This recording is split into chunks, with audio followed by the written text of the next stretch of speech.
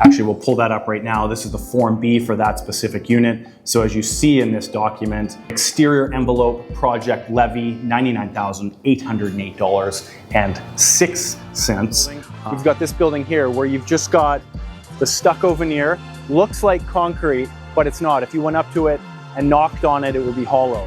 Ladies and gentlemen, episode 315, I just sold a leaky condo last week. What does that entail?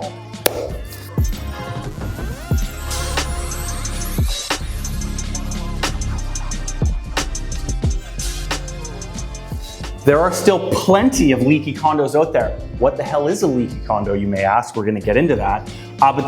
This past week, I sold one as the listing agent. I've done this before officially one time and not officially a number of times. What exactly does that mean? If a building knows that it's leaking and has officially taken the proactive, pragmatic steps to get to the bottom of the issue, find out the severity, and then do the fix, which is where the big bucks come in. That is an official leaky condo, we'll call it. If a building is putting off these types of works, not doing what is needed because it costs the big bucks, I guess we could call that a non-official leaky condo. Plenty upon plenty of them out there. If a building is basically built, a little caveated, what does this mean? If a building is built between 1980 and 1999, yes, that's condo towers. Yes, that's detached houses, duplexes, any type of building built in the building code used from 80 to 99, essentially. Some envelope, the exterior skin of the building is more susceptible than others. We won't get into those nuances, but if something is built in those 20 years, you're susceptible. Are you classed a leaky condo automatically? No, but you will definitely be classed by the realtor community as having a potentially weak building envelope, which the big red flag of that is the inevitable costs involved. So the process in doing this maintenance on it is a very prolonged one. To get to the point of actually saying we need to do the fix, which is put a Rainscreen system in place, usually comes later on down the line. There's a lot of preventative maintenance that can be done. Similar to a plumbing system, you start getting pinhole leaks and they keep patching until it's no longer economic to do so. Let's just scrap it and do a whole new one. You will probably start seeing issues from the envelope that is failing in the form of water ingress or water coming through. Mold on the interior walls starts to appear in units on the exterior run walls. What the hell is this? Get people in, engineers start digging, you start finding, and then you realize you're in one.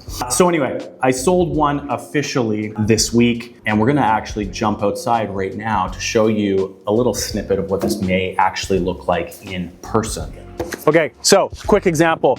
Rain-screened building right in front of us here. Two aspects to look for. If we look up at the brown stucco, we see the beige flashing all the way around at each floor. The one behind as well, each floor, you've got the segregating metal flashing. That is showing that there's rain screen system in place, deflecting water away from the building. When you come down a little bit to the brick, we see the little weep holes in the bottom above the flashing again. So any moisture, condensation, air can flow and any water itself can get out. So that cavity behind the stucco, behind the brick has access out. So those are the two key things to look for in a rain screen building that has stucco veneer and brick veneer. Now let's jump over to one that doesn't have it and see the difference. So now to contrast the last building, we've got this building here where you've just got the stucco veneer, looks like concrete, but it's not. If you went up to it and knocked on it, it would be hollow. Stucco veneer, and between each floor, instead of having that metal flashing that pushes the water out, and if you put your fingers under, you can actually put your fingers up behind the veneer wall. This one, you've just got a thick layer of caulking at each level to totally seal it. So does that mean this building needs to be rain screened now? Definitely not. Does that mean that this building will have prolonged and increasing maintenance work until it is inevitably rain screened? Most likely. So, and third, but not least. We've looked at buildings that have stucco veneer. We've looked at buildings that have brick veneer, but you've also got the newer buildings, which are just solid concrete and window systems. So there's no rain screen involved, and it's not needed because you've just got the solid concrete. They'll just put waterproof paint on it annually, every 2 years, whatever that is, to keep the concrete sealed. And then if window seals break, they will just pop out the windows, pop in the new ones, and you're good. So not all buildings do require the rain screen, only the ones typically with either that wood, brick, stucco, linoleum, siding, veneer, just so you know. Okay, so that was that. We're back. Now, selling a leaky condo is a little bit different than a non-leaky condo, as you can imagine. The biggest thing here is there's a lot of money at stake, not only for the price of the real estate, which in this case can be a little bit softened or diluted because of the circumstance going on. We'll get into that in a second, but there's a lot of assessments happening, a lot of costs going out. And when this sort of stuff takes place, people get sensitive. And what we do not want is anyone being overly pissed off at the end of the day. And how do we do that? Clarity, clarity, clarity. We get upfront with everyone that comes into the unit. Much different than, for example, this was a strata building. We're selling this condo. I'll send you the DocuSign, or sorry, the Dropbox with all the strata documents in it. Have a read through. You got any questions, give me a call. More than happy to contact the management company or the strata. If you have any questions I can't answer, but here you go. So that's a more common circumstance. In this case, we've got a little bit more nuanced circumstance in the form of spotlighting the problem. So there is 100% clarity on what is happening, why it's happening, how it's going to play out. We want to make sure that everyone is crystal clear. Basically, at the end of the day, for myself as a listing agent, I don't want my sellers and obviously myself to get sued. How can we get sued? Something wasn't disclosed, something wasn't clear. So telling everything directly to the buyer, these showings can take a little bit longer for this reason. I don't want to rely on the buyer's agent to say, okay, just so you know, this is a leaky condo, here's all the stuff, call me if you have any questions. Personally, I like to go and overkill the situation when we're in there. Okay, this is what's happening here. This is why we're at this price. This is what we're seeing in the unit. If it's directly affected, this is what we're seeing generally in the building. As you look through the minutes, you will see these points. These are the costs to the building, to this one. This specific building, the assessment was 10 million. Our unit was 99,000. So you can see here, actually we'll pull that up right now. This is the Form B for that specific unit. So as you see in this document, at the top here, exterior envelope project levy, $99,808.06. So the Form B is highlighting, you can see a little bit lower, contingency fund in the building's $104,000. They didn't touch that. They assessed out for all of this, full $10 million project. So this unit, $99,000 assessment. As we may know, anything that is decided and voted upon, whoever is on title at the time the vote takes place and the decision is made is responsible for this cost. So sellers in this case are getting hit with this assessment, but those are the sorts of things that the buyers are going to see, so we want to preemptively walk them through what's going on. The assessment's been done, we're paying this, but this is what it is. So a lot of overkill in information is the main difference here. To make sure I'm not relying on the buyer's agent, not that the agent is good or bad, but definitely not all agents are created equal. The agent may or may not have experience with this sort of thing. So I want to get ahead of it and make sure that with clarity, the more clarity I provide, in my opinion, the more protection I'm giving my seller, so no one comes back and says, we didn't know this, we weren't told this, blah, blah, blah. Even though it may be the responsibility of their own agent and why their agent is getting paid in the first place. But hey, we want to help each other through all of these. No one's pulling the wool over anyone's eyes on any of it. So that's that. Roadblocks sellers will experience when selling a leaky condo.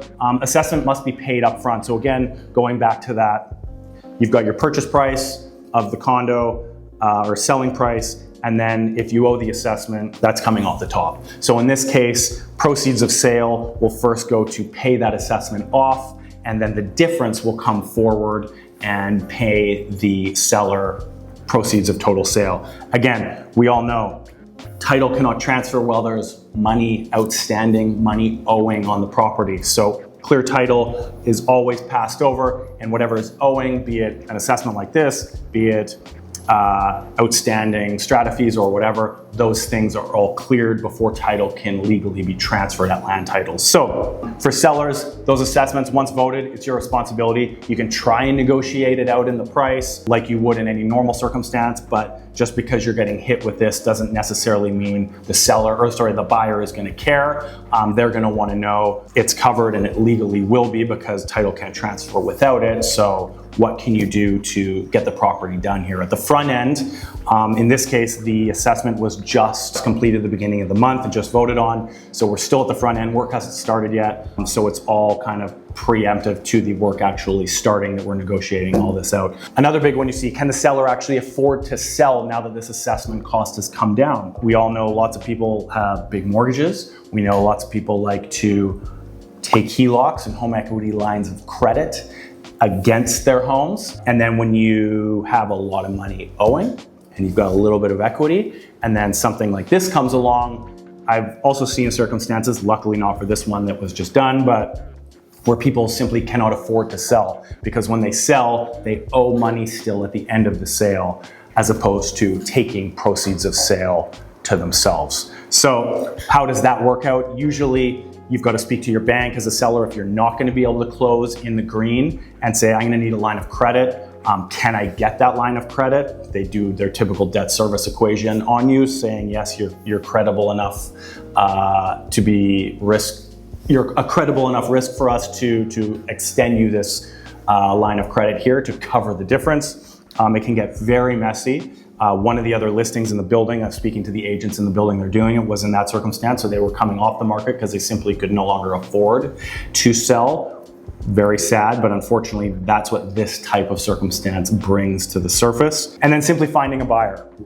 Is a buyer willing to live through this circumstance, to be under tarps for 12 to 24 months, for lack of better words, living in a live construction site? And if they're buying it for investment, how much are they going to have to take off the top of rent to entice a tenant to live in a construction site? So the buyer pool for this circumstance slims dramatically when we're at the beginning end. When we're done this whole thing, the value of the property will be higher, and obviously you're back to normal, so you can rent it out, live in it normally, so on and so forth. So these are the biggest 3 hurdles that you've got when you are dealing with selling a leaky condo. As a seller, buyer side, when you're looking to purchase these, can you get a mortgage? Sometimes if you're going through CMHC, if you need a high ratio mortgage, meaning you're putting less than 20% down, they are aware of the work and they will flag the building, basically outlining that they don't want to deal with the building until the work is done. So when the banks see the insurance companies flagging it, they will say, okay, we're not lending until there's a completion certificate. So your pool of banks to actually lend on the purchase may very well slim. Once this is done, again, is a buyer willing to live under tarps in construction for a couple of years? They're not gonna probably tarp the entire building. They may, or they may do it in sections. That's up to how it's done with the construction company, so on and so forth. And again, back to, if you're a buyer looking for yourself, can you live through that? And if you're a buyer or a landlord looking for investment property, are you willing to take the hit on rent for 1 to 2 years? Nuances of this specific circumstance, and nuances will always arise. This one I haven't heard of before. Apparently some of the buildings' patios were converted to solariums without knowledge to the city. So the original strata plan went to the city, and let's say everyone had a patio, and now half the building have patios and half have been converted to solarium. They use legal trades to convert them and all that sort of stuff, but at the city level, those are known as patios. So when they go in and do this work, they have said that they are going to reclaim, if it's noted as a patio at the city's level, they're reclaiming the solarium back to a patio. So you're gonna lose some internal square footage there. Was that applicable to our unit? I do not know. I did not see that list, but that's a nuance to this specific, which you can run into. You may not get the same unit you went into this with on the other side when you come out of it. And then again, in this specific unit, all the stucco. This is typical pink California stucco, which again you see in houses and duplexes and so forth. That's what we had on here, but there was also brick veneer. Funnily enough, building is 1988, the brick veneer was rain-screened, but looking at the renderings, that brick veneer is going to be redone over with a metal cladding to really modernize the look of the building. So they are going to be either going over or ripping out some already previously rain-screened parts of the building when redoing the entire project. So just little nuances to this. A lot of stuff can come at the end of the day. Assessments can also come in at the back end. So going back to if you're buying one of these, we've got an assessment at the front end, it's been voted on, decided, seller pays. You take it 2 months later, you go through the process, we get to the back end, let's say that's in a year and a half, prices have gone up, materials have gone up, construction costs have gone up, we need to reassess. We ran into a few things along the way. Keep in mind, they don't know what's behind those walls. They do core holes in testing, but a lot different when you dig a little hole this big as opposed to ripping a whole wall off. What are you gonna find? The severity of the issue, so on and so forth, can grow. So you do have potential at the other end. I haven't seen any fixed contract pricing on this sort of stuff from construction guys saying, or contractors, this is what it's gonna cost no matter what happens. No matter how long it takes, these things are usually floating. So you are exposed when buying it at the other end to potentially coming into another aspect of assessment costs that are gonna be hitting you there. So anyway, the buyer is happy, my seller is happy, everyone is crystal clear on where we are at with the whole process. It's a little bit different than selling something non-Rainscreen as you've got to go through these different levels at all aspects of the process. But at the end of the day, we got it done. The client is happy, the buyer is happy, and there it is. If you have any more questions on selling this type of property, or if you're looking at this sort of property in the city here, or generally just want to know more, comment below. Thank you for your time, and I will see you next week.